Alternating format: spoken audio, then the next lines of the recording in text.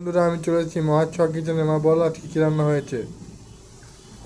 সরু সাদা বাঁশকাঠি চালের ভাত করেছি আর সব রকম একটা সবজি বানিয়েছি। প্রথমে কড়াই তেল দিয়ে আলু পেঁপেটা ভেজে নুন হলুদ দিয়ে তুলে রেখেছি। তারপরে ঢেঁড়সটা নুন হলুদ দিয়ে ভেজে তুলে রেখেছিলাম।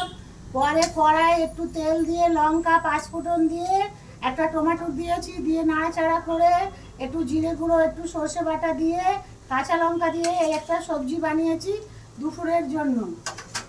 এটা এটা চিংড়ি মাছটা নুন মেখে ভেজে নিয়েছি কড়াই তেল দিয়ে। তারপরে কড়াতে পেঁয়াজ বাটা দিয়েছি, কাঁচা লঙ্কা দিয়েছি, ভালো করে কষে নিয়ে মাছগুলো ছেড়ে দিয়ে অল্প হলুদ গুঁড়ো লঙ্কা গুঁড়ো লবণ জিরে গুঁড়ো দিয়ে এটা একটা বাটি চচ্চড়ি করেছি। দু রকম চিংড়ি মাছ আছে, একটু বড় চিংড়ি, একটু এই নোনা চিংড়ি। আর এই হাঁ করে দাঁড়িয়ে আছে আমার বাড়ির মালিক, দিলাম একটু। এটা নোনা চিংড়ির তৈরি। আর এখানে শাকটা কড়াই একটু করে মিশলাম। তারপরে নুন হলুদ দিয়ে ভাজা হচ্ছে, পেঁয়াজটা ভেজে তুলে রেখেছিলাম। এইবার পেঁয়াজটা দিয়ে সব শাকটা ভেজে নিচ্ছি। শাক ভাজা সম্পূর্ণ হয়ে গেছে। এই দেখুন এটা শাক ভাজা।